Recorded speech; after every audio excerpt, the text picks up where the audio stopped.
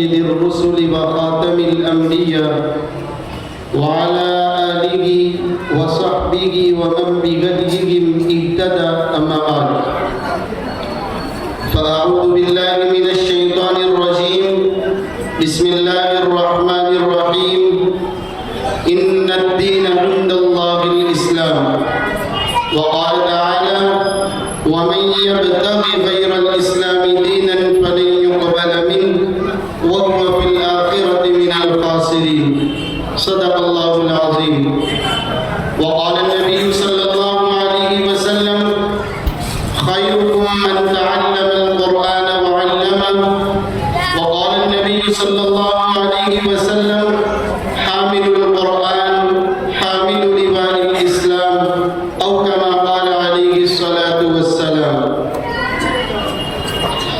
آغاز تیرے نام سے اے کار ساز دو جہاں آغاز تیرے نام سے اے کار ساز دو جہاں رحمت تیری سب سے سوا تو سب سے بڑھ کر میں گربا واجب الاحترام انجمن دار الفلاح یتیم خانہ کے مشفق اساتذہ کرام طلبہ عزیز اور دور دراز سے تشریف لا کر اپنی دینی حمیت و غیرت کا ثبوت دینے والے علماء نظام مہمانان کرام اور پردہ نشین عزت دار ماں اور بہنوں تمام تعریف اللہ رب العزت کے لیے ہے جو تمام جہانوں کا پروردگار ہے جو بہت مہربان نہایت رحم کرنے والا ہے سامعین گرامی قدر جیسا کہ آپ حضرات اس بات سے بخوبی واقف ہیں کہ آج کا ہمارا یہ جلسہ جسے انجمن دار الفلاح یتیم خانہ کے سالانہ جلسہ عام وہ تکمیل حفظ قرآن کریم کی مناسبت سے منعقد کیا گیا ہے جس میں انجمن دار الفلاح یتیم خانہ کا ایک طالب علم آخری سورتوں کی تلاوت فرما کر زمرہ حفاظ میں شامل ہونے کی سعادت حاصل کریں گے اللہ رب العزت سے دعا ہے کہ اللہ رب العزت ہمارے اس جلسے کو بعافیت پائے تکمیل تک پہنچائے محترم سامعین آج کے اس جلسے کا آغاز اس مالک دو جہاں کے نام سے کرتا ہوں جس نے ہمیں ایمان کی دولت نصیب فرمائی جس نے ہمارے لیے دین اسلام کو پسند کیا جس نے ہمیں اپنے محبوب نبی جناب محمد رسول اللہ صلی اللہ علیہ وسلم کا امتی ہونے کا اعزاز بخشا جس کے انعام و احسان ہم پر بارش کی طرح برس رہے ہیں اسی لیے کسی شاعر نے کہا کہ سبھی تعریف ہے اس کی اسی کی حمد خوانی ہے سبھی تعریف ہے اس کی اسی کی حمد خوانی ہے ہماری جان پر ہردم خدا کی مہربانی ہے معزز سامعین قبل اس کے کہ میں آج کے اس جلسے کے صدر عالی قدر کا انتخاب کروں مناسب معلوم ہوتا ہے کہ آپ حضرات کے سامنے آج کے اس سالانہ جلسے کی مختصر پر اثر غرض و غایت بیان کر دوں کہ سالانہ جلسے کیوں منعقد ہوتے ہیں یا تکمیل حفظ قرآن کریم کی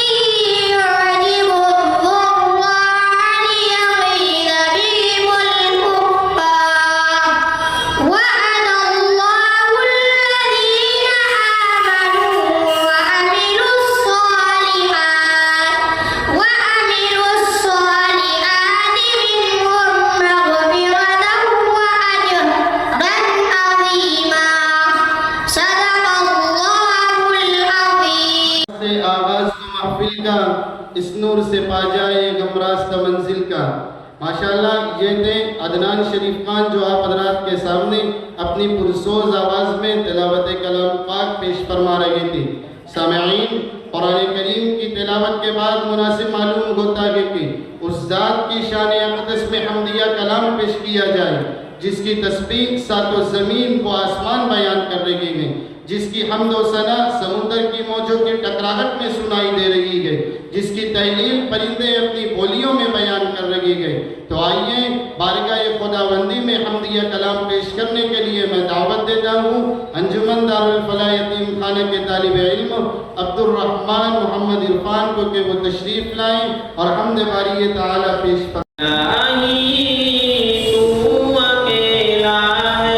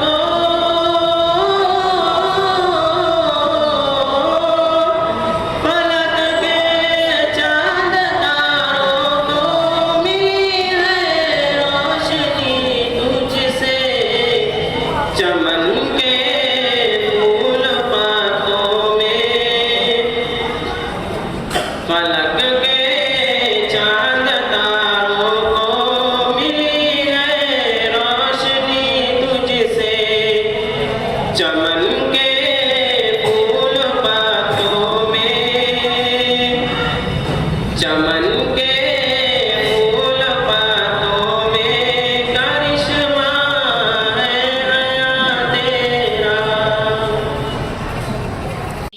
خدا کے وحدہ لا شریک لہو کی حمد و ثنا کے بعد اگر کوئی ذات ایسی ہے جس کی سب سے زیادہ تعریف و توصیف بیان کی جائے تو وہ ہیں ہمارے اور آپ کے آقا جناب محمد الرسول اللہ صلی اللہ علیہ وسلم، جن کی شان سب سے اعلیٰ، جن کا کردار سب سے زیادہ پیغام بادس خدا تم کو۔ تو آئیے بارگاہ رسالت مآب صلی اللہ علیہ وسلم میں نذرانہ عقیدت پیش کرنے کے لیے میں دعوت دیتا ہوں انجمن دارالفلاح یتیم خانہ کے طالب علم فیضان محمد اعظم کو کہ وہ تشریف لائیں اور نعت رسول صلی اللہ علیہ وسلم پیش کریں۔ کا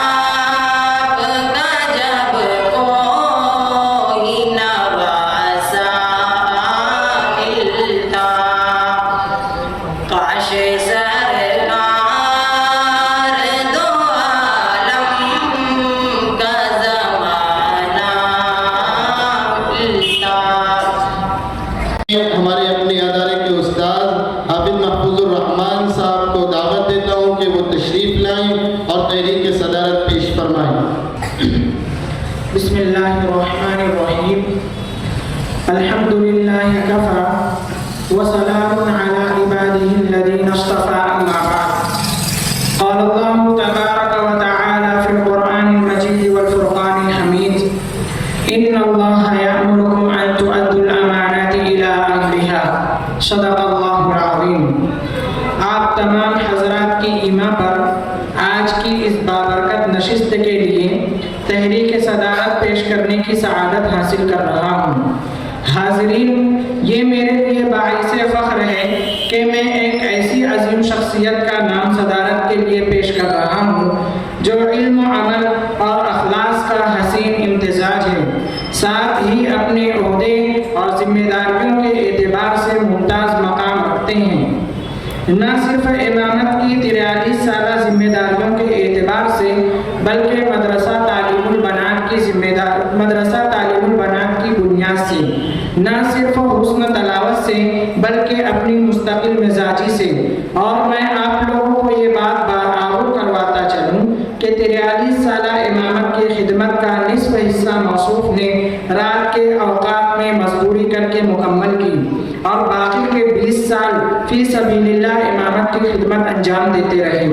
میری مراد سابق امام و خطیب مسجد سلیمانی حافظ ریاض احمد صاحب ملی دعوت برکاتہم ہیں. یقیناً سامعین، حافظ صاحب کی بصیرت افروز رہنمائی اور متوازن فیصلے ہمیشہ ادارے اور معاشرے کے لیے مفید ثابت ہوئے ہیں، اور آج کی یہ محفل ان کی صدارت میں مزید بامقصد، منظم اور کامیاب ہوگی انشاءاللہ. لہٰذا میں پورے اعتماد اور خوشدلی کے ساتھ تحریک پیش کرتا ہوں، اور مجھے کامل یقین ہے کہ میرا کوئی ساتھی اس تحریک کی بھرپور تائید فرمائے. ابھی حافظ صاحب نے جس عظیم المرتبہ شخصیت کا نام نامی اس میں گرامی پیش کیا ہے، میں اپنی اور تمام رفقا کی جانب سے پرزور الفاظ میں تائید کرتا ہوں اور موصوف سے جلسے کی کارروائی کو آگے بڑھانے کی اجازت چاہتا ہوں. جزاکم اللہ خیر.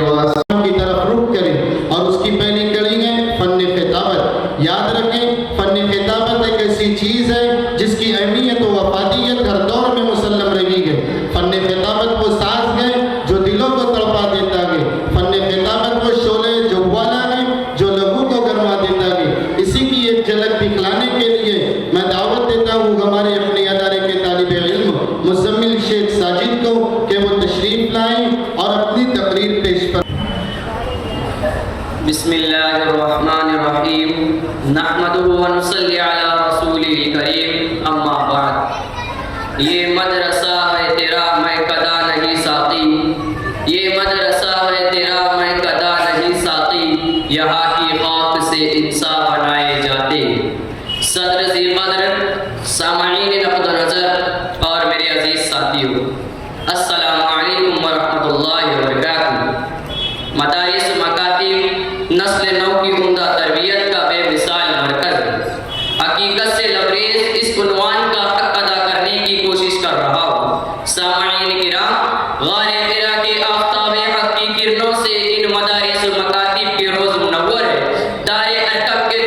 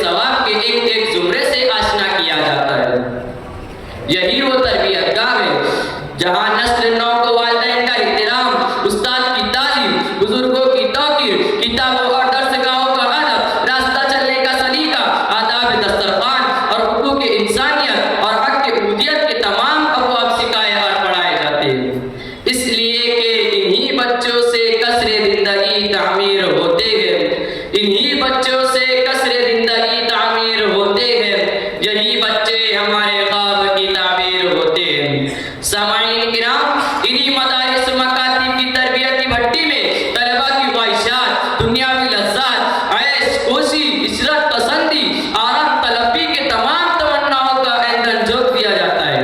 तब ये तप तप कर कुंदन बनते हैं। इस तरबियत गाह में हस्ब रेज़े सदफ रेज़े बनते हैं। यहाँ कतरों को गौहर बनाया जाता है। इस दस्ते इल्म में ऐसे जा बेच कर दर्द कमाने की तरबियत दी जाती है। गुलिस्तान इल्म की शाह की तरबियत पर अंदलेवों की आशियाने बसाए जाते हैं। मेहराब तरबियत की कंदीलें इन्हीं सादतमंद तलबा से रोशन रोशन होती हैं।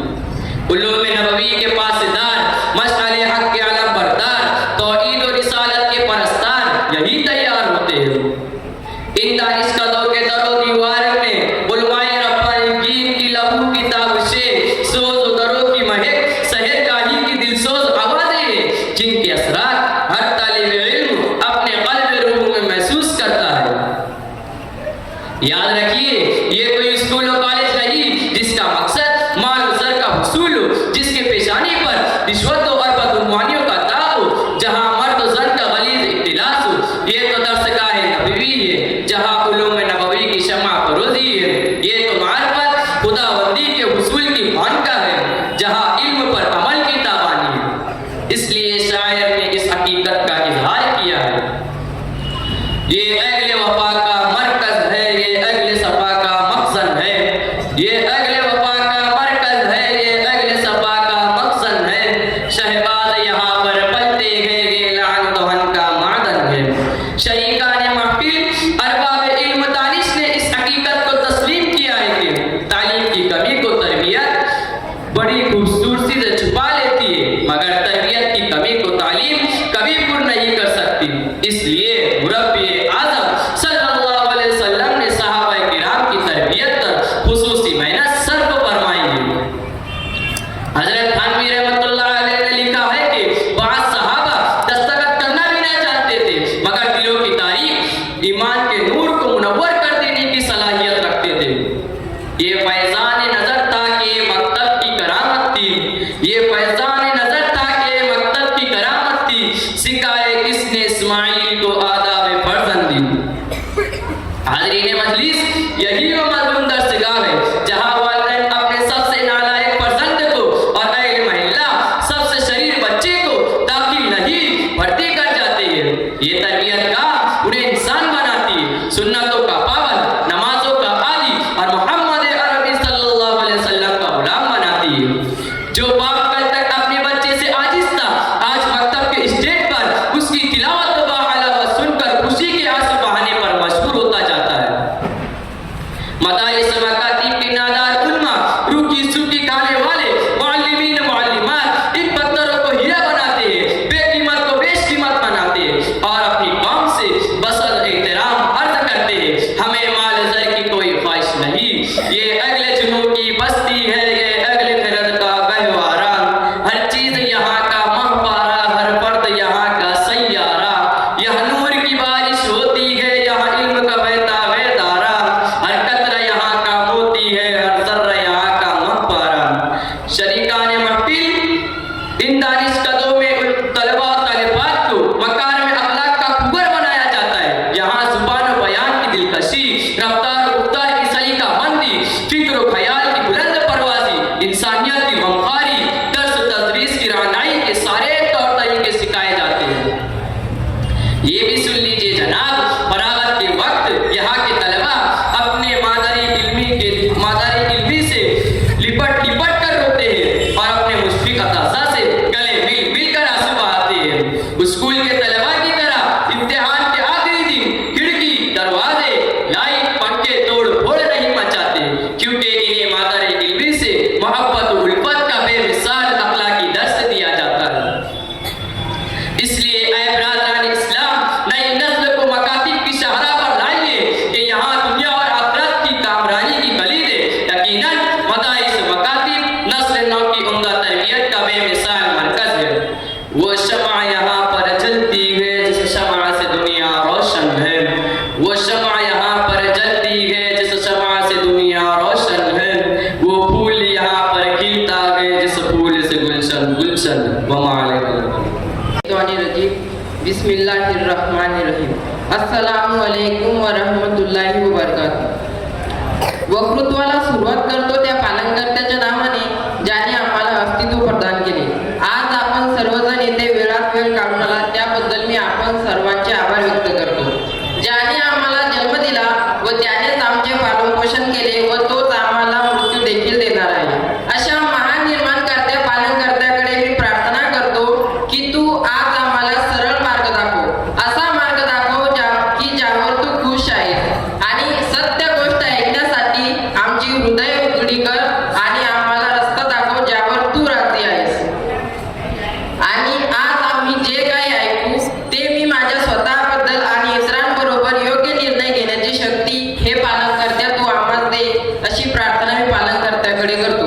चला तर आज आपण सुरुवात करूया आजच्या विषयाला। आज आपण सर्वजण येथे जिवंत आहोत। असे कितीतरी लोक आहेत की त्यांचं अस्तित्व तुमच्या आणि माझ्या समोर संपलं।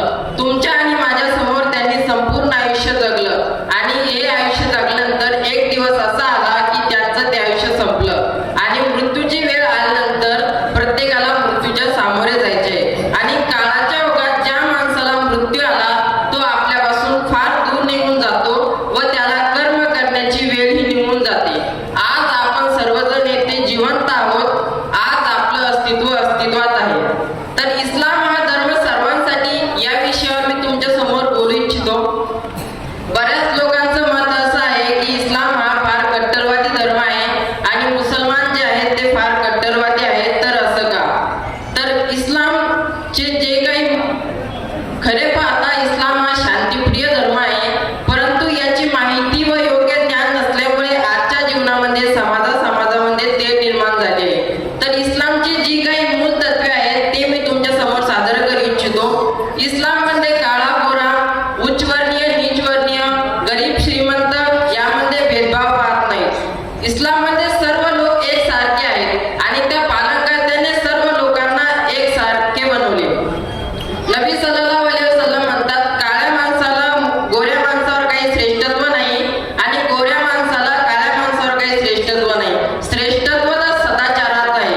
त्या पालनकर्त्याने आपण सर्वांना बनवले आणि त्या पालनकर्त्याने फक्त माणसाची उत्पत्ती नाही केली तर त्या पालनकर्त्याने पशु पक्षी आणि या पृथ्वी तलावरती जेवढे काही सजीव आहेत त्या सर्वांची उत्पत्ती करणारा तो पालनकर्ता आहे। परंतु ज्ञानाच्या अभावी मनुष्याने याकडे दुर्लक्ष केले आणि जेव्हा मनुष्याने याकडे दुर्लक्ष केले तेव्हा त्या ईश्वराने अनेक संदेशवाहक या पृथ्वी तलावरती पाठवले आणि ते संदेशवाहक त्या ईश्वराचा संदेश घेऊन आले ज्याने आम्हाला खरोखर निर्माण केले। बऱ्याच लोकांचं मत असं आहे की ईश्वराने 1,24,000 संदेशवाहक पाठवले आणि बऱ्याच जणांचं मत असं आहे की 1,25,000 पाठवले, परंतु कुराणमध्ये 25 जणांचा उल्लेख आलेला आहे। परंतु नबी सल्लल्लाहु अलैहि वसल्लम यांच्या अगोदर जेवढे काही संदेशवाहक आले ते फक्त त्या काळापुरते आणि त्या लोकांसाठी त्या वेळेपुरते मर्यादित होते आणि शेवटचे जे संदेशवाहक आहेत मुहम्मद सल्लल्लाहु अलैहि वसल्लम हे न्यायाच्या दिवसापर्यंत असलेले संदेशवाहक आहेत। आपण सर्वांना योग्य मार्गावर चालण्याची शक्ती ईश्वर देव आणि आपण सर्वांना महास्वर्ग मिळो एवढेच बोलून मी थांबतो। खुदा हाफिज।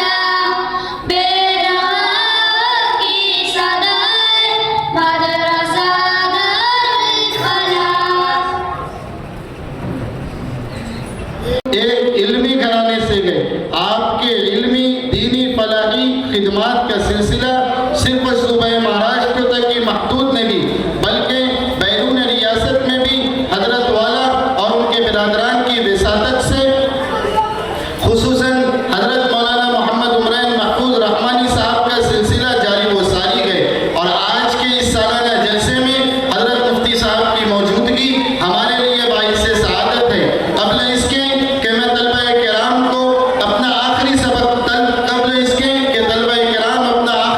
سنائیں، میں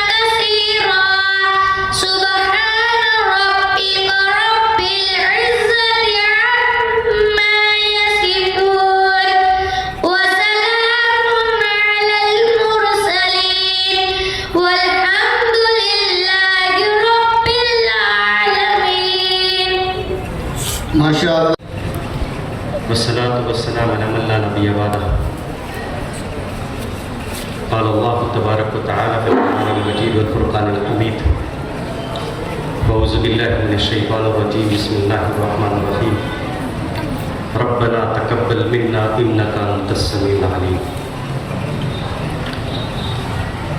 صدق الله العظيم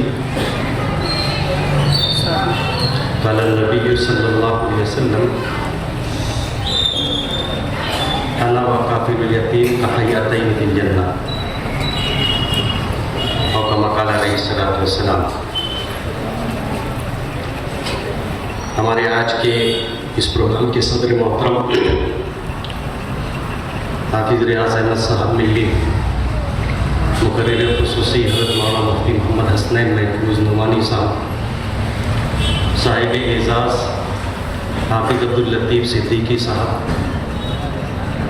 مفتی عامر یاسین ملی صاحب، اسٹیج پر بیٹھے تمام کی مہمانان کرام، ہمارے بچوں کی حوصلہ افزائی کے لیے تشریف لائے ہوئے تمامی سامعین، میں دل کی امید گہرائیوں سے آپ کا شکریہ ادا کرتا ہوں اور انجمن دارالفلاح یتیم خانہ کی 48ویں سالانہ رپورٹ آپ کے گوش گزار کرنا چاہتا ہوں. صوبے مہاراشٹر کا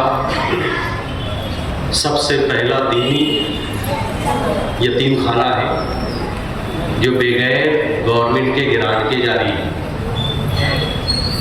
الحمدللہ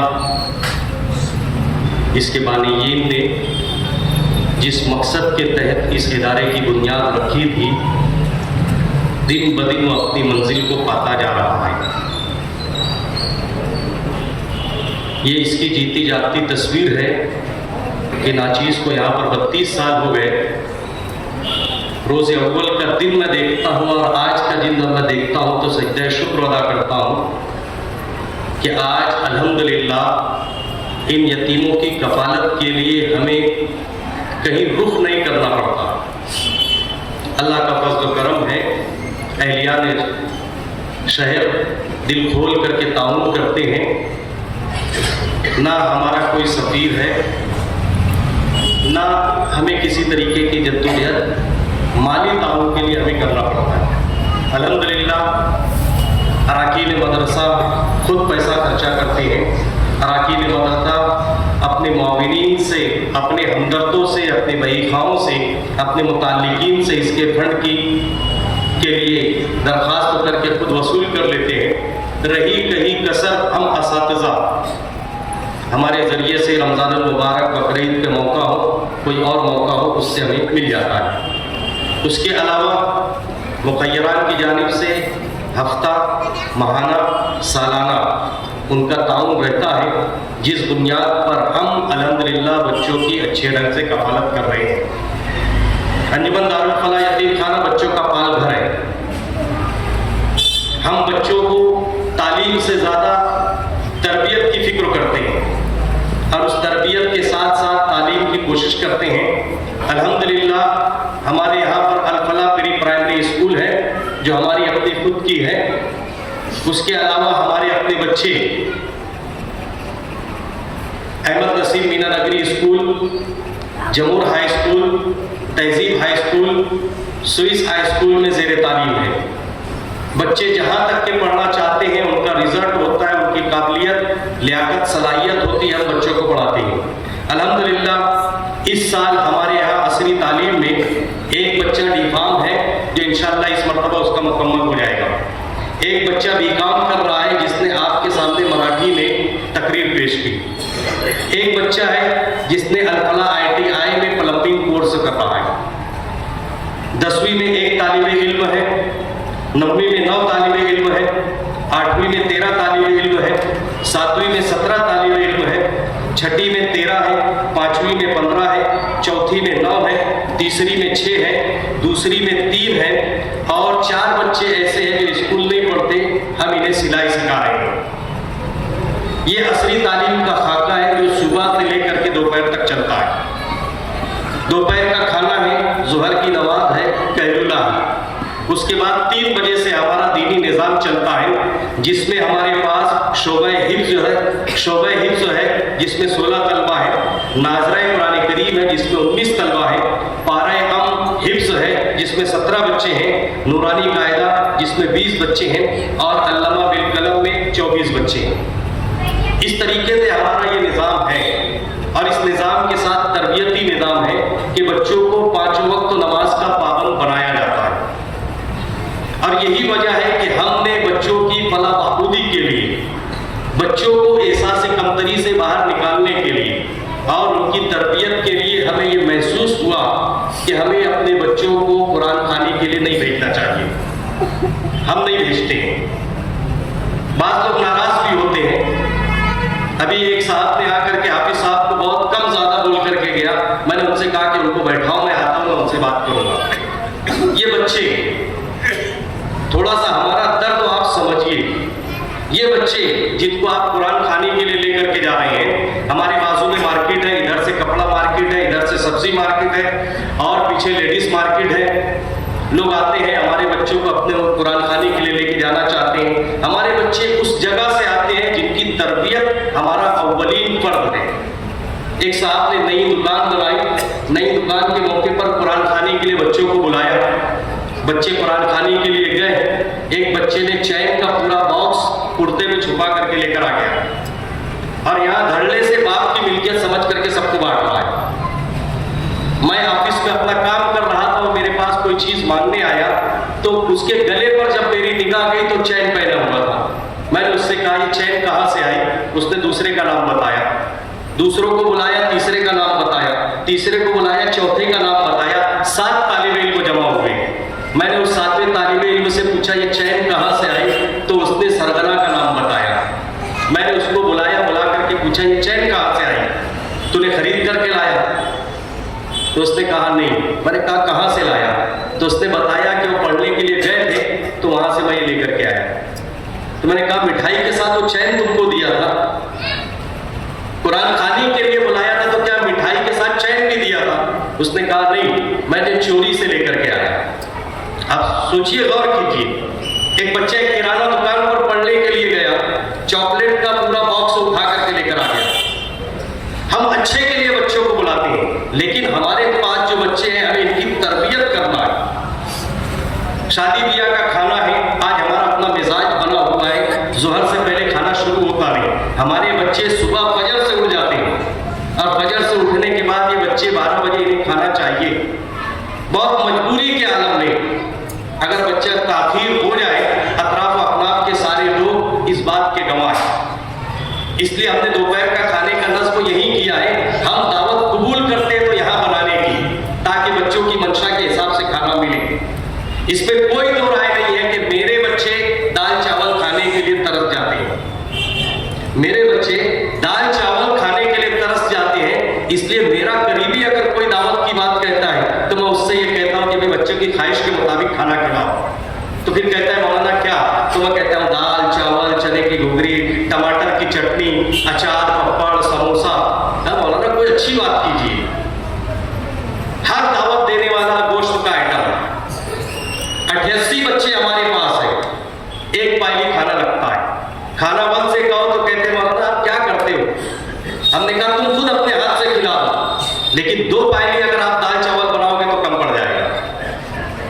سوچیے، آپ غور کیجیے، بچوں کی چاہت کے مطابق اگر کھانا دیا جائے تو بچے بڑی پابندی کے ساتھ، شوق کے ساتھ کھاتے ہیں۔ اس لیے ہم معذرت کے ساتھ دوپہر کا کھانا یہیں پر بناتے ہیں۔ الحمدللہ شام کا کھانا اہلیان شہر کی طرف سے ہمیں مل جاتا ہے، اللہ ماشاءاللہ کسی دن ہمیں شام میں چولہا جلانا پڑتا ہے، ورنہ شام کا کھانا الحمدللہ مل جاتا ہے۔ گرچہ کھانے کی وجہ سے زکوٰۃ کے مد میں ہماری وصولی کم ہوئی ہے، لیکن لوگوں نے طعام کے ذریعے، کھانے کے ذریعے ایک بھرپور اعانت کیا ہے، جس سے ہمارے بجٹ پہ خاطر خواہ فرق نہیں پڑا، ورنہ ہم بھی مقروض ہوتے۔ تو یہ ہمارے بچے ہیں، شام کا کھانا ہے، عشاء کے بعد ہمارے یہاں کھانا شروع ہوتا ہے، اور ہمارے بچے مغرب بعد اور عشاء کے آس پاس کھانے کے عادی ہیں۔ اس لیے ہم نے معذرت کے ساتھ یہ اقتدام کیا کہ کھانا صرف شام کا قبول کیا جائے گا، دوپہر کا کھانا ہمارے یہاں پر ہوگا۔ الحمدللہ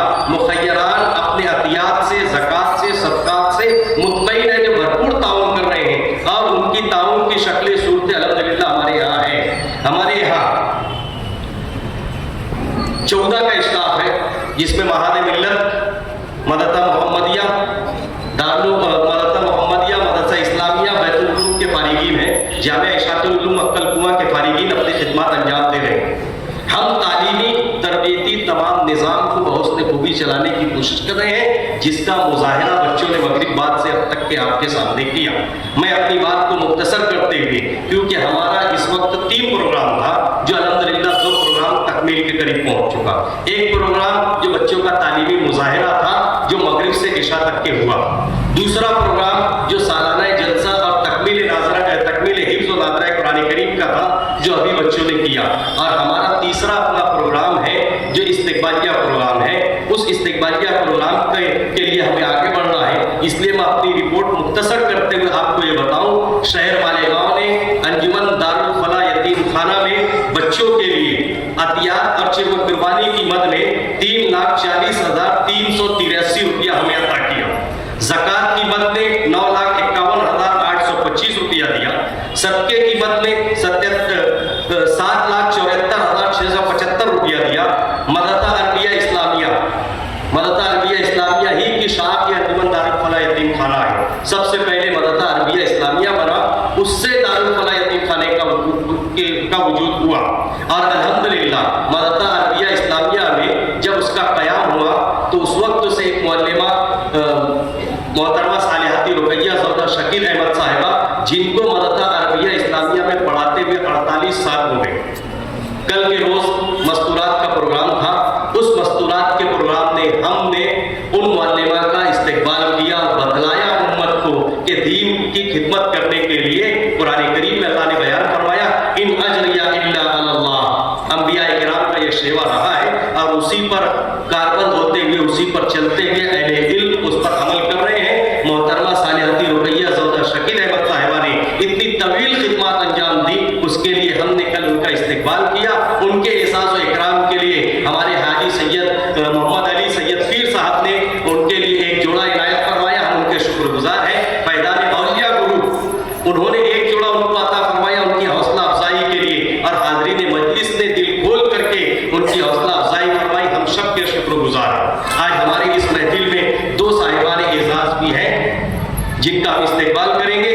तो मदरसा अरबिया इस्लामिया, जहाँ तीनों वक्त में बच्चियाँ ज़ेर तालीम हैं, हम चाहते हैं कि वहाँ मुमना कोर्स हो, हम वहाँ चाहते हैं कि शॉर्ट कोर्स हो। ये अहलियान महल्ला की दिलचस्पी की बुनियाद पर होगा। हम तो हत्तर इम्कान कोशिश कर रहे हैं, लेकिन कुछ हालात, कुछ वजूहात ऐसे बन पा रहे हैं कि हम उसको मुनज़्ज़म करके आगे बढ़ाने में कहीं ना कहीं रुकावट और कोई दुश्वारी आ रही है। तो मदरसा अरबिया इस्लामिया से हमें जो फीस मिली वो 76,750 रुपया है। दारुल फलाह यतीम खाने का जो शॉपिंग है, वो शॉपिंग का किराया हमें मिला 74,200 रुपया। इस तरीके से कुल आमदनी हमारी हुई 22,17,883 रुपया। साल गुज़िश्ता का हमारे पास सिलक था 3,11,771 रुपया। इस तरीके से टोटल आमदनी हुई 25,29,604 रुपया। ये आप मुखय्यरान ने, अहलियान शहर ने हमें अता किया 25,29,604 रुपया। इस 25,29,604 रुपये को हमने मतबख खर्च में खर्च किया 5,01,994 रुपया। मुअल्लिमीन की तनख्वाह में गया 14,24,974 रुपया। टेलीफोन के लिए गया 9,982 रुपया।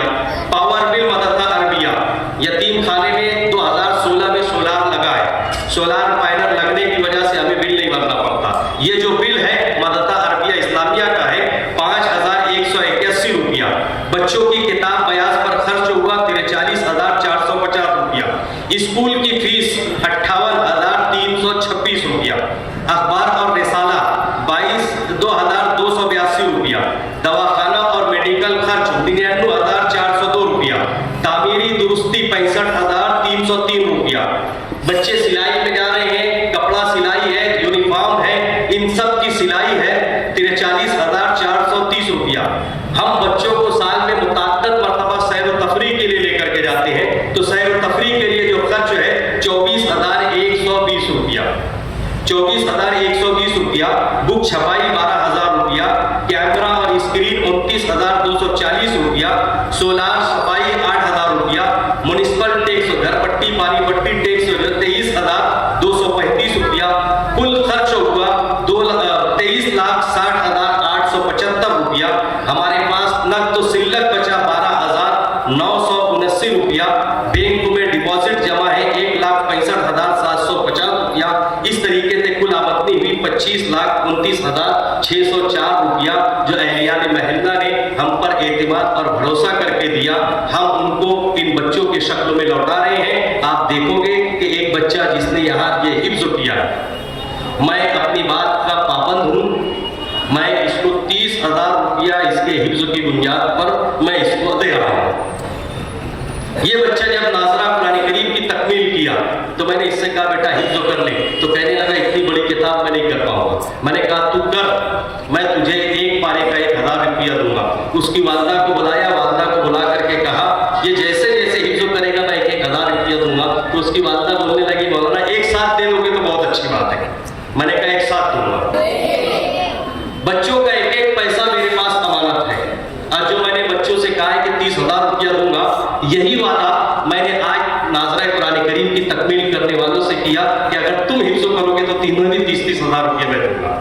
और अल्हम्दुलिल्लाह मेरे इस ऐलान से हमारे कारपोरेटर साहब ने भी कहा था कि मैं भी दूंगा, इंशाअल्लाह वो भी अता करेंगे। मैं आप तमाम अहबाब का शुक्रगुजार हूँ कि आपका एतमाद हमारे इदारे की तरक्की का ज़ामिन है।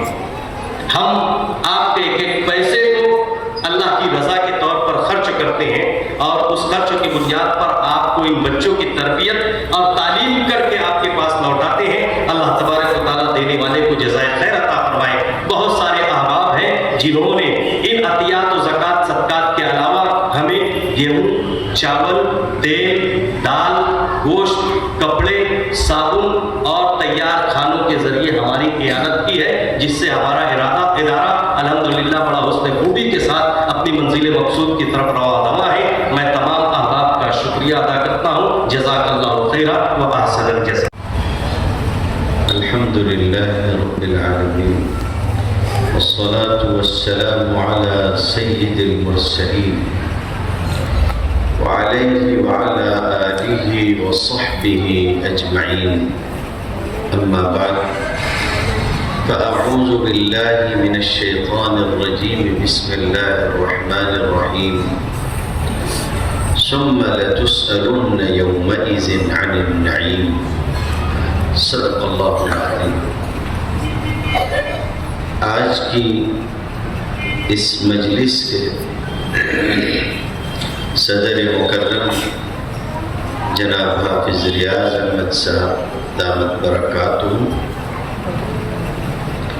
صاحبان اعزاز حضرت مولانا حافظ عبداللطیف صدیقی صاحب دامت برکاتہ، اور مولانا مفتی محمد عامر ملی صاحب دامت برکاتہ، دیگر حضرات علماء کرام، آپ سبھی حاضرین، ہم لوگ مدرسوں کے جلسوں میں تقریریں کرتے رہتے ہیں، اور وہاں تقریر کا اکثر حصہ پروگرام میں یا مدرسے میں شریک طلباء کے ذمہ داران، ان کے والدین یا ان کے پیرنٹس سے متعلق ہوتا ہے، اور ہم لوگ ان سے کچھ توجیہی ناصحانہ اس طرح کا خطاب کرتے ہیں۔ آج جس چیز کی طرف آپ کی توجہ مبذول کروانی ہے وہ یہ ہے کہ میں جس مدرسے میں تقریر کر رہا ہوں، اس مدرسے کے ان طلباء کے ذمہ دار ہم سب ہیں اور امت خود ہے۔ یہ ہمارے اپنے ہیں اور ہمیں اپنی ذمہ داری کا احساس ہونا چاہیے۔ حضور صلی اللہ علیہ وآلہ وسلم، آپ کی شخصیت غیر معمولی شخصیت تھی۔ آپ نے اپنی زندگی میں ہر چیز کو اس طرح سے انجام دیا کہ اس سے بہتر طریقے پر انجام دینا ممکن نہیں ہے۔ اسی لیے کہا جاتا ہے کہ سنتوں کا راستہ سب سے زیادہ احسن، اسہل، اجمل اور اکمل ہے، کامل ترین، خوبصورت ترین اور سہل ترین۔ آج کل عموماً ایسا ہوتا ہے کہ جلسوں میں بھی دیکھنے میں آ رہا ہے، مدارس میں بھی کہیں کہیں یہ بدعت پیدا ہو گئی ہے کہ موٹیویشنل اسپیکر بلائے جاتے ہیں۔ اس پورے لفظ میں صرف ایک ہی چیز ایک دم صحیح ہے اور وہ ہے موٹیویشنل اسپیکر۔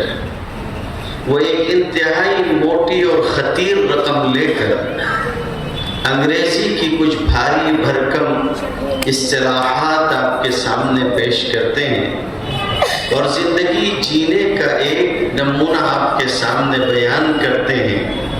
ان کی اصطلاح میں وہ آپ کی شخصیت کا ارتقاء اور پرسنالٹی ڈیولپمنٹ پہ بات کرتے ہیں،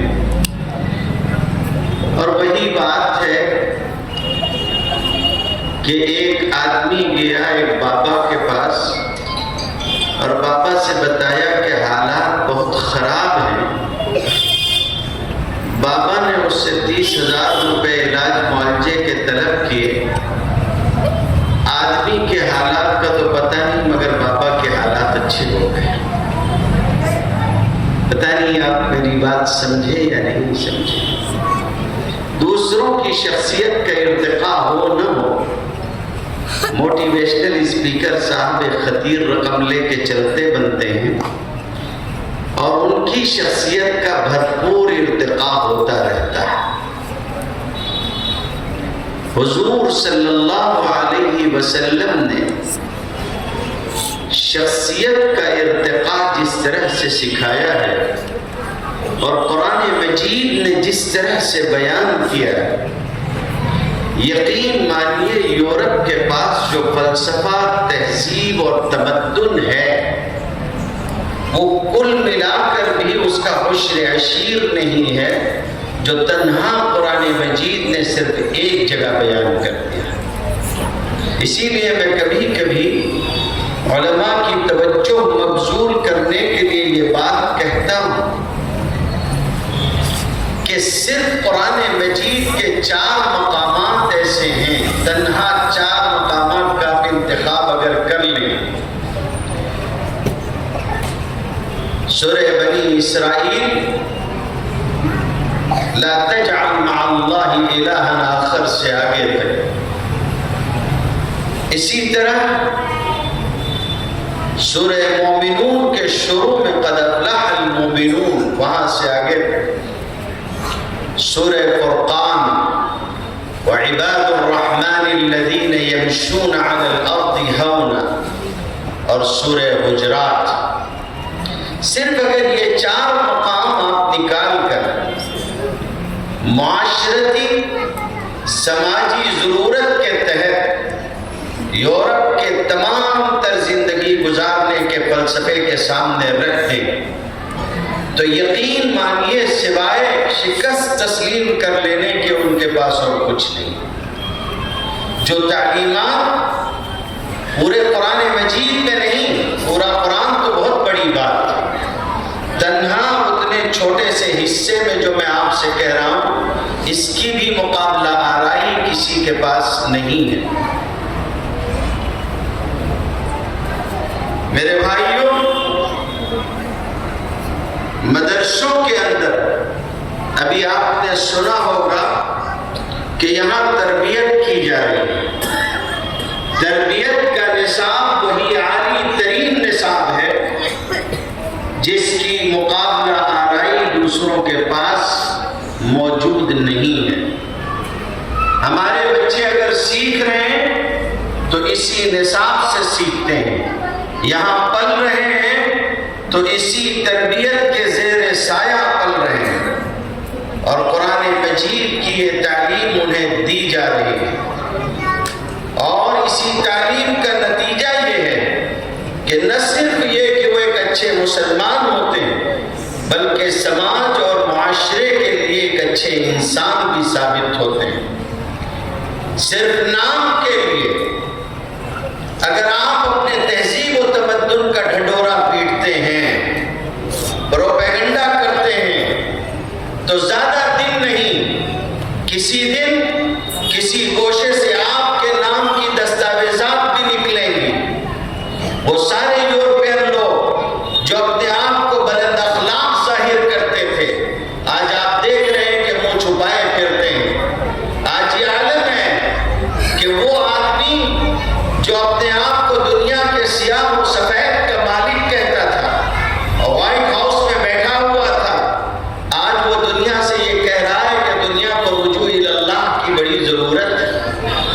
ٹرمپ صاحب دامت برکاتہ کو کب سے یہ سوچ گیا کہ وہ دنیا سے یہ کہہ رہے ہیں کہ رجوع اللہ کی ضرورت ہے، اور اعلان کر رہے ہیں کہ قریب ہم ایک بہت بڑی تقریب منعقد کریں گے جس کے اندر دعائیہ مجلس ہوگی۔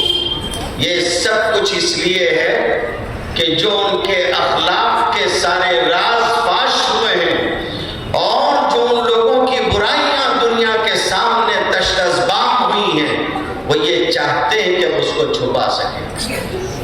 میرے بھائیوں، مدارس میں جو دیا جا رہا ہے وہ کوئی آج کل سے نہیں دیا جا رہا۔ 1450 سال سے ہم دنیا کے سامنے اس تعلیم کو رکھ رہے ہیں جو مدرسے میں دی جاتی ہے، جس کا تعلق صفا کے اس چبوترے سے ہے جہاں کے معلم اول خود جناب نبی کریم صلی اللہ علیہ وسلم تھے۔ کیا آپ کوئی اس طرح کی کوئی ایک بات تاریخ کے کسی گوشے سے بتا سکتے ہیں؟ کیا کوئی شخص ہے جو کوئی ایک نکتہ یا ایک حرف رکھ سکا ہو اور جس نے یہ کہا ہو کہ یہاں یہ خامی اور خلل ہے؟ شخصی غلطی اپنی جگہ، اجتماعی طور پر ذلت و رسوائی کا جو راستہ یورپ نے اپنے لیے چنا ہے، نتیجہ وہی ہے جو آج ان کے سامنے ہے۔ اس لیے جو نظام آپ کے پاس ہے، مکتب کا، مدرسے کا، قرآن مجید ناظرے کا، حفظ کا اور دیگر ساری چیزیں، یقین مانیے قابل قدر ہے، قابل تحسین ہے، لائق صد تکریم ہے۔ ان لوگوں کی عزت کرنی چاہیے، ان کا احترام کرنا چاہیے، ان کی ہمت افزائی کرنی چاہیے جو لوگ خدمت کر رہے ہیں، قلیل تنخواہوں پہ خدمت کرنے والے۔ میں بیٹھا ہوا حساب لگا رہا تھا، کبھی کبھی میں چیزیں محسوس کرتا ہوں اور ان پر غور کرتا ہوں۔ مکاتب کے اجلاس میں جاتا ہوں تو یہ بات کہتا ہوں، حساس آدمی جو ہوتا ہے اس کو احساس ہوتا ہے، ہر بندے کو احساس نہیں ہوتا۔ ہم لوگ یہاں جو بچے موجود ہیں ان کی خدمت ضرور کریں اور اپنے بچوں پر بھی توجہ دیتے رہیں، اس لیے کہ جہالت انسان کے لیے شر بھی ہے اور آفت بھی۔ جہالت انسان کے لیے ذلت اور رسوائی بھی ہے، اخلاق کے برے اور بیکار ہونے کا سبب بھی ہے۔ اسلامی تعلیم سے محرومی انسان کے لیے سب سے بڑی محرومی ہے۔ ہم لوگ اس چیز کو کم محسوس کرتے ہیں۔ آج کل نوجوان گٹکے کی ایک خاص قسم کھاتے ہیں اور ایک پوڑی ابھی پوچھ لیں گے تو کچھ لوگ ابھی جھٹکے میں بتا بھی دیں گے۔ میں پوچھنا نہیں چاہتا ہوں اس لیے کہ بازو والے کو بھی پتہ چل جاتا ہے کہ اچھا حضرت بھی شغل فرماتے ہیں، اس لیے جانے دیجیے۔ صبح سے شام تک کچھ لوگ 50 روپے کی پوڑیاں 1 سے 2 کھا جاتے ہیں۔ میں کبھی کبھی یہ بات کہا کرتا ہوں کہ آپ کا بچہ مکتب میں پڑھتا ہے، بعض مکاتب والے 100 روپے فیس مانگتے ہیں، اتنا دینا بھی لوگوں کو بھاری ہوتا ہے، حالانکہ وہ جو پوڑی کھا کے تھوک رہے ہوتے ہیں ان کا ایک مرتبہ کا تھوکنا ان کے بچے کے روزانہ کی 1 دن کی فیس کے برابر بنتا ہے۔ بات سمجھ میں آ رہی ہے؟ حساس آدمی کو اس کا احساس ہونا چاہیے. آپ اپنے بچے کی تعلیم کے لیے سنجیدہ ہوں، دینی تعلیم دلوائیں. وہ تو قابل مبارکباد ہے یہ علماء، یہ معلمات، یہ معلمین جو انتہائی قلیل تنخواہوں پر خدمت انجام دے رہے ہوتے ہیں. ایک طرف انتہائی قلیل تنخواہیں ہیں اور اس کے ساتھ ایسی اعلیٰ ترین تعلیم ہے، اور ایک طرف تنخواہوں کا اور سیلری کا وہ بھاری بھرکم بوجھ ہے جو ہزاروں میں جاتا ہے. اور صورتحال یہ ہے کہ چراغ تلے اندھیرا ہوتا ہے، چراغ تلے اندھیرا ہوتا ہے. میں کسی کا نام نہیں لینا چاہتا، مگر میں یہ جانتا ہوں کہ مورل ایجوکیشن کے نام پہ کیا ہو رہا ہے اس وقت اسکولوں اور کالجوں میں. میں اپنے شہر کے کالج کی بات آپ سے کرتا ہوں. ایک ہمارے دوست ملے، میں نے ان سے پوچھا کیا حال ہے، کالج میں پڑھاتے ہیں. کہنے لگے کہ بس اللہ کا بہت کرم ہے، 16 سال باقی ہیں، دعا فرمائیں کہ یہ 16 سال بھی عافیت سے پورے ہو جائیں. تو میں نے ان سے کہا کہ اچھی بھلی کمائی ہے اور شاندار پیسے مل رہے ہیں آپ کو، بھاری بھرکم تنخواہ اٹھاتے ہیں، تو یہ مقام شکر ہے یا مقام صبر ہے کہ آپ کہیں کہ بس جیسے بھی پورا ہو جائے. کہنے لگے کہ مولانا ہر روز یہ دھڑکا لگا ہوتا ہے کہ بڑی عمر کے بچے ہیں، کوئی بچہ پلٹ کے کوئی جواب نہ دے دے، رہی سے عزت خاک میں نہ مل جائے. یہ عالم ہے، یہ عالم ہے میرے بھائی. میں نے قرآن مجید کی ایک آیت آپ کے سامنے پڑھی تھی، ثم لتسألن یومئذ عن النعیم، اور تم سے اس دن نعمتوں کے بارے میں سوال کیا جائے گا. یاد رکھیے سوال دو دھاری ہوگا، سوال دو دھاری ہوگا. جیسے مال کا معاملہ ہے کہ مال میں بھی سوال دوہرا ہوگا. اللہ تعالیٰ قیامت کے دن اپنے ہر بندے سے 5 سوال ضرور پوچھیں گے، 5 سوال ضرور پوچھیں گے. اور ایک باریک نکتہ آپ کو عرض کرتا ہوں کہ لوگ فرشتوں کے سامنے جھوٹ نہیں بول سکیں گے، لیکن اللہ کے سامنے جھوٹ بول سکیں گے. حیرت ہو رہی ہوگی آپ کو، مگر بات یہی ہے، لوگ فرشتوں کے سامنے جھوٹ نہیں بول سکتے، اللہ کے سامنے جھوٹ بول سکتے ہیں. اس لیے کہ فرشتوں کو غیب کا علم نہیں ہے، وہ تو آپ کے اسی جواب کو لکھیں گے جو جواب آپ دو گے. اسی لیے قبر میں جانے والا بندہ جب اس سے سوال و جواب ہوگا تو وہ اپنے سوال کا صرف صحیح جواب دے سکے گا، غلط جواب نہیں دے سکتا آدمی قبر میں.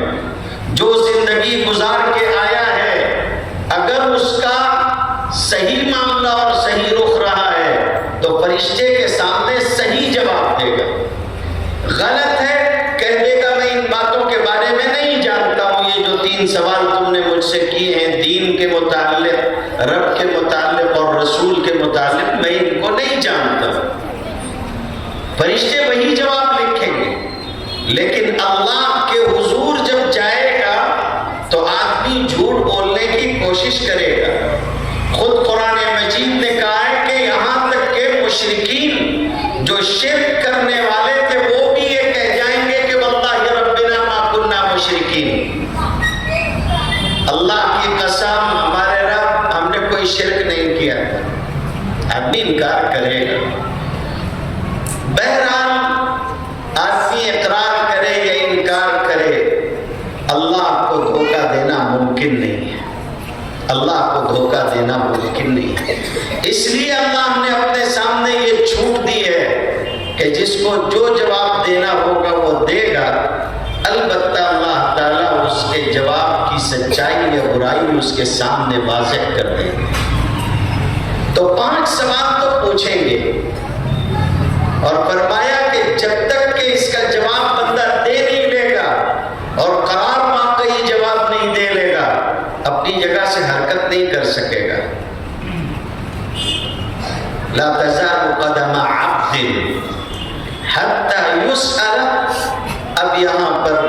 اختلاف روایات ہیں ان اربعین ان خمس، دونوں باتیں نقل کی گئی ہیں۔ البتہ ایک سوال دونوں میں ہے، اور وہ سوال یہ ہے کہ مال کہاں سے کمایا تھا اور کہاں خرچ کیا تھا۔ دو دھاری مسئلہ ہے، کہاں سے کمایا تھا اور کہاں خرچ کیا تھا۔ ایسے ہی نعمتوں کے بارے میں بھی سوال ہوگا، مال بھی اللہ کی نعمت ہے، کہاں سے حاصل کیا، کہاں خرچ کیا۔ بہت افسوس کی بات یہ ہے کہ ہم لوگ ان دونوں پہلوؤں سے غافل ہوتے ہیں۔ نبی کریم صلی اللہ علیہ وسلم نے ارشاد فرمایا، یاتی علی الناس زمان لا یبالی المرء ما اخذ من الحلال یا من الحرام۔ لوگوں پہ ایسا بھی زمانہ آئے گا کہ لوگ اس بات کی تحقیق بھی چھوڑ دیں گے، اس بات کا خیال بھی نہیں کریں گے کہ انہوں نے جو مال کمایا ہے وہ حلال ہے یا حرام ہے۔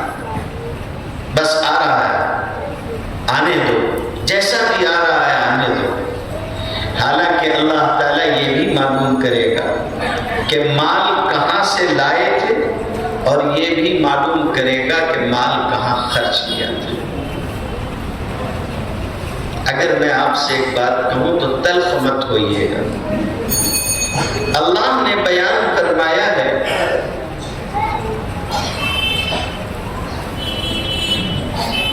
ارشاد فرماتے ہیں کہ رشوت لینا حرام ہے۔ حدیث شریف میں آیا الراشی والمرتشی کلاہما فی النار۔ فرمایا سود لینا، سود کا کھانا حرام ہے۔ فرمایا کہ لوگوں کا حق مارنا، مال غصب کرنا، ظلمن کھا لینا، ترکہ دبا لینا حرام ہے۔ فرمایا کہ چوری کر کے مال لے لینا حرام ہے۔ فرمایا کہ سود کھانا حرام ہے۔ فرمایا کہ سور کھانا حرام ہے۔ بہت معذرت کے ساتھ عرض ہے کہ مسلمانوں سے صرف سور بچا ہوا ہے، مسلمانوں سے صرف سور بچا ہوا ہے۔ اگر غلط بول رہا ہوں تو بولیے۔ آپ مدرسے میں آئے، مدرسے میں پڑھنے والوں کو یہ سب کچھ سکھایا جاتا ہے اور بچپن سے ہی ان کی تربیت کر دی جاتی ہے۔ ابھی آپ نے سنا اور کہا کیا کہ ایک ایک پیسہ محتاط طور پر استعمال کرتے ہیں، اور ایک ایک پائی جو ہے وہ سیدھی راہ پر خرچ کی جاتی ہے۔ یہ حسب و احتیاط بچپن سے ان کی زندگی میں شامل کیا جاتا ہے۔ میں یہ بات آپ سے اس لیے کہہ رہا ہوں کہ اگر ہم نے یہ نہیں سیکھا ہے تو ہم نے بہت کچھ کھو دیا ہے۔ تو دو دھاری سوال ہوں گے۔ ایسے ہی اللہ تعالیٰ آپ سے آپ کی اولاد کے بارے میں بھی کچھ سوال کرے گا۔ اس میں ان کی تعلیم و تربیت، ان کی پرورش، ان کے لیے ادب کا سکھایا جانا، یہ سارے سوال آپ سے ہوں گے۔ اولاد اللہ کی بہت بڑی نعمت ہے۔ قرآن مجید میں اللہ رب العزت نے ارشاد فرمایا کہ جب کسی ماں باپ کے ہاں اولاد کی امید ہوتی ہے تو ماں باپ کا عالم یہ ہوتا ہے کہ وہ بہت حساس ہو جاتے ہیں، اس لیے کہ دنیا یہ جانتی ہے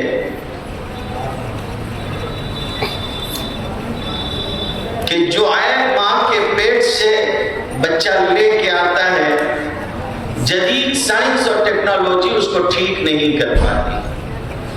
اسی لیے حضرت عیسیٰ علیہ السلام کے معجزات میں یہ بات سنی ہوگی کہ وہ مادر زاد نابینا کو اللہ کے حکم سے ٹھیک کر دیتے تھے۔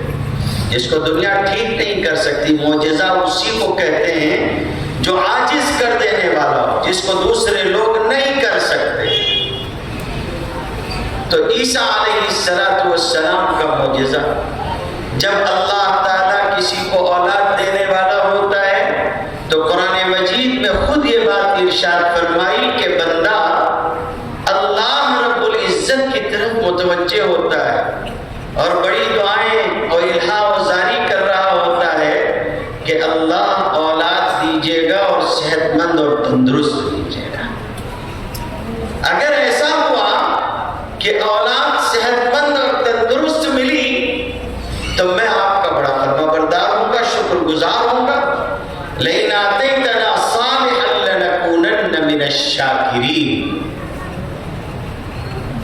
اللہ تعالیٰ فرماتے ہیں پھر جب ہم ان کو اولاد دے دیتے ہیں، فلما آتاہما صالحا جعل له شرکاء فیما آتاہما۔ پھر جب ہم ان کو تندرست اولاد دے دیتے ہیں تو جو ہم نے ان کو دیا ہے اسی میں ہمارے ساتھ شریک ٹھہرانے لگتے ہیں۔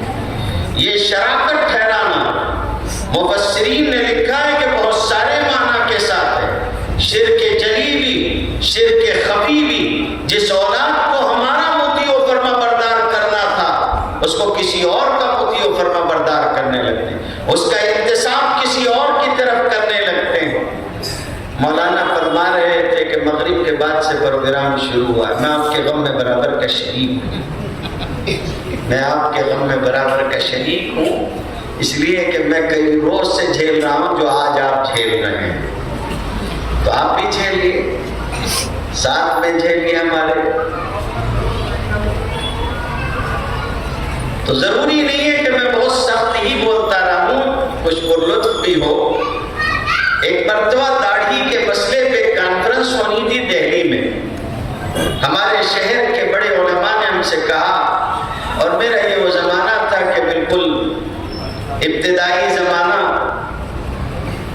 تو ان لوگوں نے کہا کہ تم چلو ساتھ میں، وہاں کانفرنس میں بولنا ہوگا، اور لالچ یہ دی مجھ کو کہ تم کو لے چلیں گے تو وہاں دارالعلوم دیوبند وغیرہ بھی اور دیگر تاریخی مقامات بھی دکھا دیں گے۔ ہمارے لیے یہ بہت خوشی کا موقع تھا کہ چلو، یعنی اتنے نذرانے میں کہ ایک کانفرنس میں تقریر کی جائے، اس کے مقابلے میں اتنی چیزیں دیکھنے ملے تو کھڑا سودا ہے، کوئی بات نہیں، چلو چلے گئے ساتھ میں۔ تو ان حضرات نے دہلی تقریر بھی کروا لی، ساتھ میں سب کچھ دکھانا بھی شروع کیا۔ تو آگرہ بھی گئے، اور آگرہ میں فتح پور سیکری جہاں اکبر کا محل ہے اور ان کا لال قلعہ ہے، وہاں پر اکبر کا بنایا ہوا، وہاں شیخ سلیم کا بھی مزار ہے، تو وہاں بھی لے گئے۔ شیخ سلیم بہت مشہور بزرگ ہیں، اکبر ان کا بڑا معتقد بھی تھا۔ اب جب مجھ کو وہاں لے گئے تو جو مجاور ہوتا ہے وہ بہت کامیاب ہوتا ہے، وہ بڑا ذہین آدمی ہوتا ہے، ارے بھائی کیوں نہیں ہوگا، اس کا دھندا ہے وہ، تو وہ اپنا بزنس خوب اچھی سے سمجھتا ہے۔ مجاور صاحب نے دیکھ لیا کہ یہ جو وقت چلا رہا ہے اس میں سب سے چلتا پرزا یہی ہے، ہاؤ بھاؤ سے سمجھ گیا، لوگ احباب ساتھ میں جو تھے علماء تھے، تو اس نے ہم کو خصوصی پروٹوکول دیا، مورچھل وغیرہ سے خاص طور سے اندر لے گیا۔ ہم لوگ گئے اندر، ہم لوگ بھی بزرگوں کے قائل، ہم لوگ بھی پیری مریدی کے قائل ہیں، مگر اس کا درجہ ہے، اور ہم لوگ قبروں سے استمداد کے قائل نہیں ہیں۔ تو ہم لوگ وہاں گئے، اور جانے کے بعد وہاں بیٹھ گئے، اندر داخلہ ہوا تو فاتحہ پڑھا، دعا کی۔ اب اس کے بعد وہ بندہ آیا، اور آنے کے بعد اس نے ہمارے ہاتھ میں ایک ڈورا دیا اور کہنے لگا کہ اس کو جالی میں باندھ دیجئے۔ میں نے کہا خیر تو ہے، کس لیے باندھ دوں؟ تو کہنے لگے کہ نیت کر لیجئے، لڑکے کی یا لڑکی کی جو نہ ہو وہ مانگ لیجئے گا، لڑکا ہو تو ٹھیک لڑکی مانگ لیجئے، لڑکی ہو تو لڑکا مانگ لیجئے۔ میں نے ڈورا ان کے ہاتھ میں واپس دیا اور کہا کوئی دوسرا ڈورا لائیے، ابھی بیوی نہیں ہے، کوئی دوسرا ڈورا لائیے میرے بھائی۔ خفیف سے ہو گئے، کہنے لگے چھوڑیے بھی مذاق کرتے ہیں آپ۔ میں نے کہا نا میری شادی نہیں ہوئی ہے، اس وقت تک شادی نہیں ہوئی تھی۔ میرے بھائی، اولاد دینے والی ذات اللہ کی ہے۔ اللہ تعالیٰ نے کتنے انبیاء کو اس طرح سے رکھا کہ ان کی اولاد نہیں تھی، کتنوں کو ایسا رکھا کہ عمر کے آخری مرحلے تک لے گئے، اور جب وہ آخری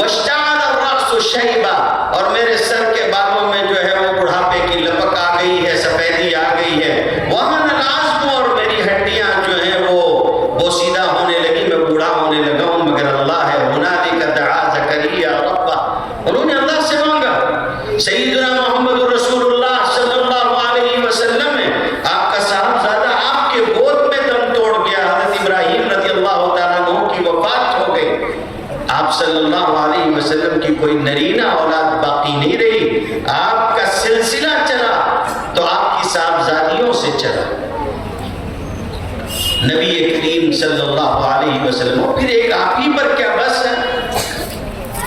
دسیوں بزرگوں کے نام لیے جا سکتے ہیں. حضرت سلطان باہو رحمۃ اللہ علیہ ہیں، ایسے بڑے ولی ہیں، ایسے بڑے شیخ و مرشد ہیں، اللہ نے لا ولد رکھا، اولاد نہیں عطا فرمائی، تاکہ دنیا اس بات کو سمجھ لے کہ اولاد کی نعمت اللہ کے قبضے قدرت میں ہے. فرمایا کہ یہب لمن یشاء اناثا ویہب لمن یشاء الذکور او یزوجہم ذکرانا واناثا ویجعل من یشاء عقیما.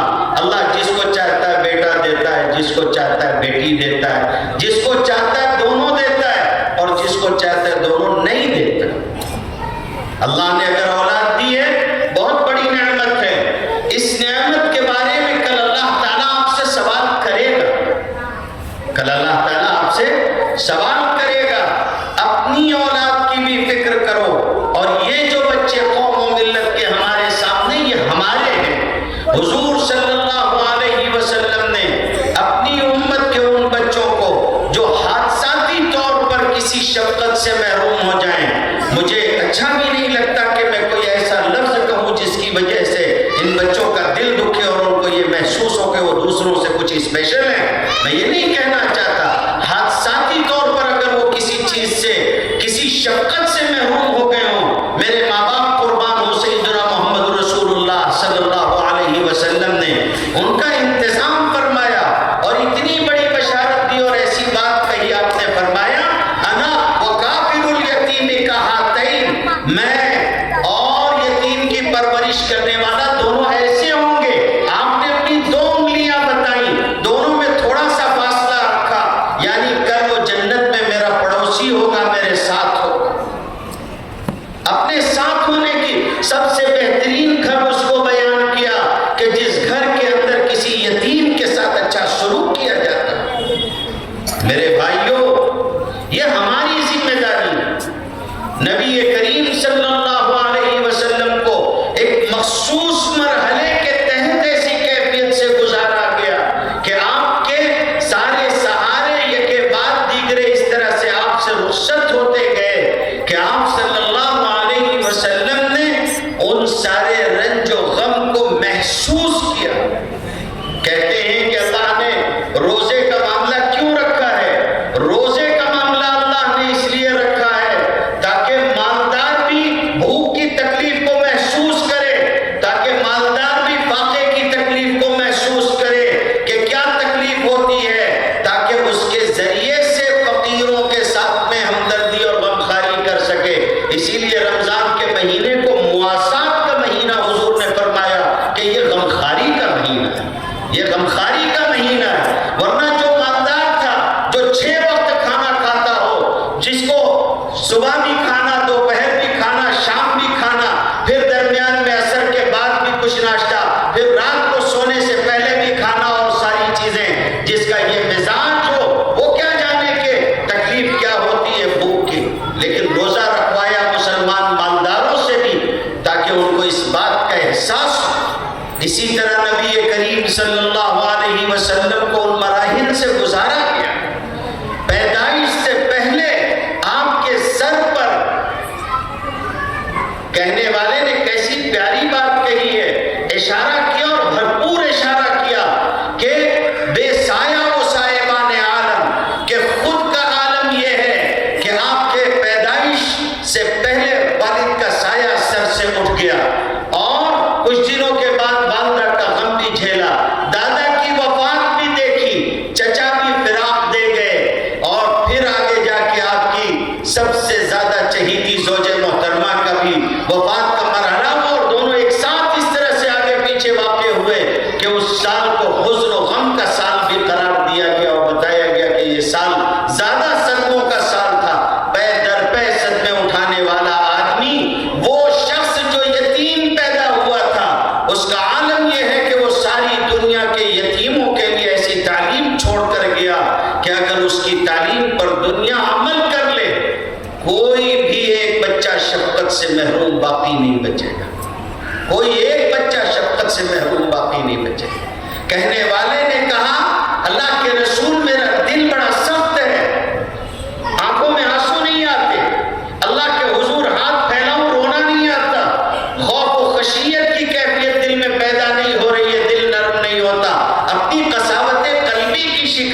گی. نبی کریم صلی اللہ علیہ وسلم نے فرمایا امسح رأس الیتیم واطعم المسکین، کسی یتیم کے سر پہ ہاتھ پھیرا کرو، مساکین کو کھانا کھلایا کرو، اللہ تمہارا دل نرم فرما دے گا، اللہ تمہارا دل نرم فرما دے گا. اس لیے میرے بھائیوں اس کا احساس ہونا چاہیے. اگر یہ ایک مرکز قائم ہے اور ہمارے بزرگوں نے لمبی مدت سے اس کو قائم کیا ہوا ہے، یہ ہم سب کی ذمہ داری ہے، یہ کسی اور کی ذمہ داری نہیں، ہم سب کی ذمہ داری ہے. دو باتیں اور عرض کرتا ہوں. آج یہاں پر مدرسے کی طرف سے بھی، دارالفلاح انجمن کی طرف سے بھی، اور اسی طرح جمعیت حفاظ کی طرف سے بھی دو لوگوں کا اعزاز کیا گیا. یہ وہ لوگ ہیں جنہوں نے قرآن مجید اس کے درس کی تکمیل کی اور لوگوں تک اس کی تفسیر پہنچائی ہے. یہ موقع ہم سب کے لیے بہت خوشی و مسرت کا ہے کہ ہمارے درمیان ایسے لوگ بھی ہیں جنہوں نے اللہ کے کلام کو اس طرح سے لوگوں کے سامنے رکھا اور تفسیر پیش کی. یہ ہے اس لائق کہ ان کی تکریم کی جائے، ان کی عزت کو محسوس کیا جائے. یہ 3 بچے جنہوں نے قرآن مجید ناظرہ مکمل کیا، یہ بچہ جس نے قرآن مجید حفظ کیا، اس کی تکریم کی جا رہی. 30,000 روپے کون سی بہت بڑی چیز ہے. مولانا نے وعدہ کیا اور انہوں نے دینے کی بات کی. ان کا یہ حوصلہ بہت بڑا ہے. جہاں کوئی آدمی 30 روپے نہ دیتا ہو وہاں انہوں نے 30,000 روپے دینے کی بات کہی ہے. اس اعتبار سے بہت خطیر چیز ہے. اور جو داغبیل انہوں نے ڈالی ہے، اللہ تعالیٰ اس کو عام فرمائے. لمثل ھذا فلیعمل العاملون، اس طرح سے کام کرنے والوں کو کام کرنا چاہیے. لیکن جو تکریم آج کی گئی ہے، یقین مانیے ان لوگوں نے جو کام کیا ہے، ناظرے والے ہوں، حفظ قرآن مجید والا ہو یا تفسیر پیش کرنے والے یہ علماء کرام ہوں، ان کی تکریم یہ ہماری سعادت ہے کہ ہم نے کر لیا. یہ ہماری سعادت ہے میرے بھائیوں. ورنہ سچی بات یہ ہے، امام ابو حنیفہ رحمۃ اللہ علیہ کے صاحبزادے حماد ہیں، ان کو بھیجا گیا پڑھنے کے لیے. حماد نے سورہ فاتحہ مکمل کر لی، استاذ لے کے آیا اور آنے کے بعد حضرت کے سامنے پیش کیا. حضرت نے سنا، سننے کے بعد 10,000 چاندی کے سکے نکال کے استاذ کی نظر کی ہے سورہ فاتحہ سکھانے پہ. استاذ نے حیرت کا اظہار کیا کہ آپ اتنا زیادہ مجھ کو دیتے ہیں. فرمایا کہ حاضر میں اتنا ہی تھا اس لیے یہ پیش کیا ہے، اگر اور ہوتا تو وہ بھی پیش کر دیتے. جب استاذ چلا گیا تو فرمانے لگے کہ اس استاذ کو بدل دو. لوگوں نے کہا کہ اچھا پڑھا رہے ہیں، کیوں بدل دیں؟ فرمایا جو آدمی 10,000 چاندی کے سکوں کو سورہ فاتحہ کے مقابلے میں زیادہ سمجھتا ہو، وہ میرے بچے کو قرآن مجید کی عظمت نہیں سکھا سکتا. کیا اوقات ہے 10,000 چاندی کے سکوں کی سورہ فاتحہ کے سامنے؟ فرمایا استاذ بدل دو، استاذ بدل دو. اس لیے اگر دارالفلاح کے ناظم نے اس بات کو طے کیا ہے کہ وہ 30,000 روپے دیں گے، آپ ان کا ہاتھ پیر مضبوط کرو.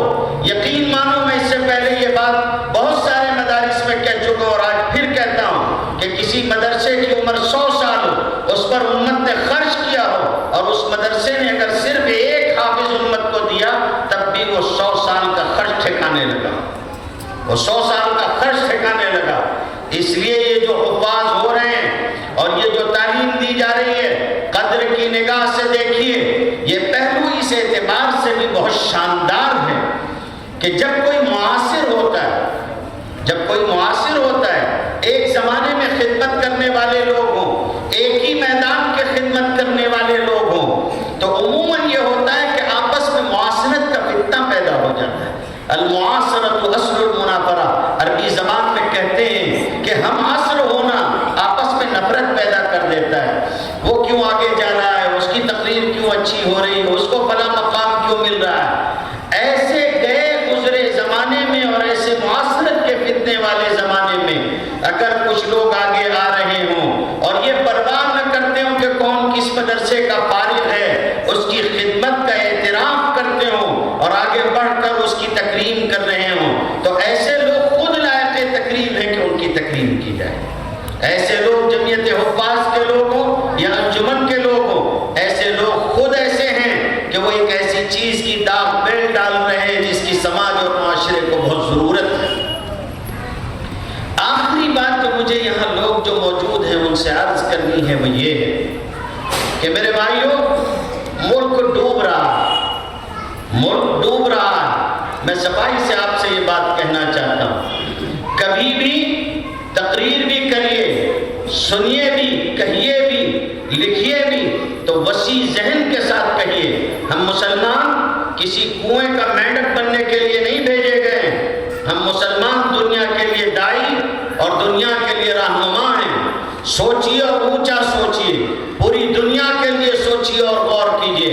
میں آپ کو یہ کہنا چاہتا ہوں کہ یہ جو زندگی ہم اور آپ گزار رہے ہیں آدھی ادھوری سی، یہ بہت غلط ہے۔ ہم خود کے لیے کچھ نہیں کر پا رہے ہیں، ہم اپنی اولاد کے لیے کچھ نہیں کر پا رہے ہیں، جبکہ ہم وہ لوگ تھے جن کو بھیجا ہی اس لیے گیا تھا کہ ہم لوگ دوسروں کی رہنمائی کا سبب بنیں گے۔ مگر افسوس کی بات یہ ہے کہ خزانہ ہمارے پاس ہے۔ میں جب آپ سے کہہ رہا تھا کہ قرآن مجید کی تعلیمات ایسی ہیں کہ دنیا کی پوری مورل ایجوکیشن جو ہے وہ ایک طرف رکھ لیجئے اور قرآن مجید کے یہ حصے ایک طرف رکھ لیجئے، تو دل آپ کا کیسا بڑا ہو رہا تھا، کیسا فخر آپ محسوس کر رہے تھے۔ لیکن سوال یہ ہے کہ یہ خزانہ آپ کے پاس ہے، آپ نے لوگوں کے سامنے پیش کیا؟ آپ دین کے داعی اور رہنما بن سکے؟ اگر نہیں بن سکے تو معاف کیجئے، میرے آپ میں اور اس سانپ میں کوئی فرق نہیں ہے جو خزانے کے اوپر بیٹھا ہوتا ہے، خود بھی فائدہ نہیں اٹھاتا اور دوسروں کو بھی فائدہ اٹھانے نہیں دیتا۔ خزانہ تو ہے، خزانے کے سانپ نہ بنیے، خود بھی تعلیم میں شریک ہوئیے۔ آئیے ان سے کہیے یہ آپ کے لیے تعلیم بالغہ کا بھی انتظام کر دیں گے، کوئی مشکل نہیں ہے، خود بھی سیکھیے، پڑھیے۔ ان لوگوں سے کہیے کہ کوئی وقت نہیں ہوتا پڑھنے کا۔ نبی کریم صلی اللہ علیہ وسلم پر آخری آیت اتری ہے، آپ کی عمر 63 برس ہے، آپ سے چند سال چھوٹے ہیں حضرت ابو بکر صدیق رضی اللہ تعالیٰ عنہ، اور 60 سال سے زیادہ کی عمر میں اس آخری آیت کو نبی سے سیکھ رہے ہیں۔ سیکھنے کی کوئی عمر نہیں ہوتی۔ اس سال ہم نے اپنے معہد میں 3 لوگوں کی تکریم کی، تینوں کے تینوں وہ ہیں جن کی داڑھی سفید ہو چکی ہے، بلکہ ایک صاحب تو وہ تھے جنہوں نے سند اس وقت حاصل کی جب ان کا نواسہ بھی ان کے ساتھ بخاری شریف کا درس لے کر سند حاصل کر رہا تھا۔ دونوں ایک ساتھ بیٹھے ہوئے تھے اور دونوں نے سند حاصل کی۔ ہمارے یہاں ایک شاگرد ہمارے استاذ کے بھائی ہیں، ہم نے اپنے استاذ سے پڑھا، ان کے بھائی ہمارے یہاں آئے، مختلف عوارض کی وجہ سے 3 سال لگ گئے ان کو، لیکن ہمت نہیں ہاری، پڑھتے رہے اور مفتی بن کر نکلے۔ 3 سال افتاء کیا انہوں نے، 1 سال بیمار ہو گئے، 1 سال حج کا معاملہ ہوا، پھر تیسرا سال عافیت کے ساتھ گزرا اور اس کو انہوں نے پورا کیا، اور صرف پورا نہیں کیا، تیسرے نمبر سے کامیاب ہوئے، تیسرے نمبر سے کامیاب ہوئے، عمر 60 سال کے لگ گئی۔ اس لیے پڑھنے کا کوئی وقت نہیں ہوتا ہے، پڑھیے، پوری قوت سے پڑھیے اور اپنے اندر اسلامی اخلاق سموئیے۔ یہاں پر لوگ تجارت کرتے ہیں، آس پاس میں منڈی ہے، آس پاس میں لوگ تاجر ہیں، آپ تجارت کیجئے اور تجارت کو تجارت کے طور پہ کیجئے۔ ابھی مجلس ختم ہوگی، ابھی اٹھ کے باہر نکلنے لگیں گے تو لوگ بڑی عقیدت سے کہیں گے کہ مولانا دعا کیجئے گا۔ ان کا حسن ظن ہے کہ اللہ ہماری زیادہ سنتا ہے۔ کیوں ان کا یہ حسن ظن ہے؟ پلٹ کے ان سے یہ بات کہیے کہ آپ بھی ہمارے لیے دعا کیجئے گا، تو وہ کہتے ہیں کہ نہیں مولانا، آپ لوگ دیندار لوگ ہیں، ہم لوگ دنیا دار لوگ ہیں۔ کس نے کہا کہ آپ دنیا دار ہیں؟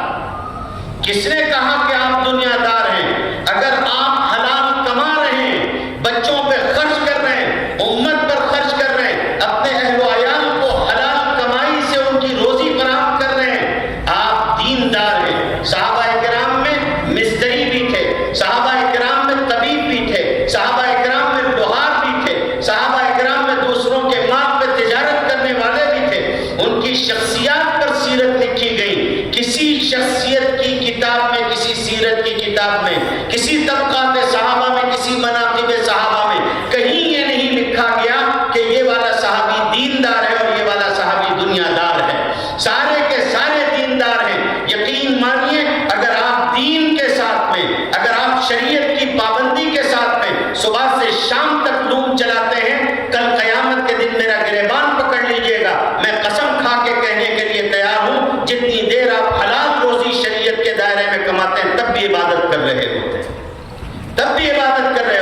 شرط یہ ہے کہ سیکھیے اور سیکھ کر اپنی زندگی کو اسلام کے موافق ڈال لیجئے۔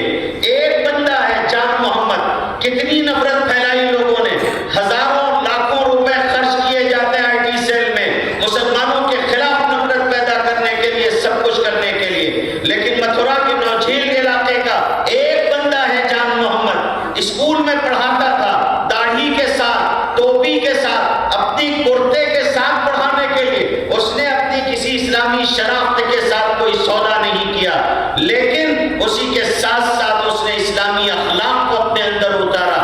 نتیجہ یہ ہے کہ جب ایک سرکاری کام میں اور غلط کام میں جب اس سے ایک نمائندے نے بی جے پی کے یہ چاہا کہ وہ لوگوں کے نام ووٹر لسٹ سے نکال دے اور وہ نکالنے کے لیے تیار نہیں ہوا، تو اس کے خلاف جا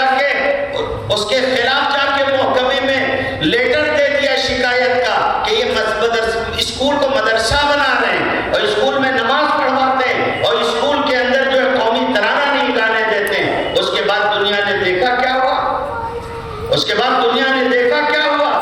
کے بعد ڈوری لال آ کے کھڑا ہو گیا اور اس نے کہا کہ سوموار کو جان محمد اسکول میں چاہیے ہے، اگر نہیں آیا تو راستہ جام کر دیں گے، گاڑیوں کے شیشے توڑ دیں گے۔ کہتا ہے کہ میرا مکان یہ اسکول کے کونے پہ بنا ہوا ہے، روز میں دیکھتا ہوں اور کوئی اور جگہ نہیں اور کوئی اور آدمی نہیں، ہم کو اس اسکول میں جان محمد واپس چاہیے۔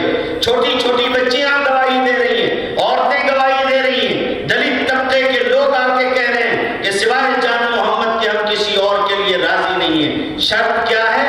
وہ اکیلا شخص محمد کی جان بنا، جان محمد بنا، شریعت اپنے اندر اتاری اس نے، اور اس کا نتیجہ یہ ہے کہ اس کی حمایت میں صرف مسلمان نہیں، پورا گاؤں کا گاؤں اور 500 ایسے لوگ گئے تھے جنہوں نے کہہ دیا تھا کہ ہمارے ساتھ کوئی مسلمان بھائی نہیں جائے گا، پورے کے پورے غیر مسلم گئے تھے اور جہاں جا کر وہاں ان سے کہا کہ ہم لوگ آئے ہیں کہ آپ نے غلط کیا، آپ نے جھوٹی شکایت کی ہے، ہم لوگ یہ کہنے کے لیے آئے کہ جان محمد ایسا نہیں ہے۔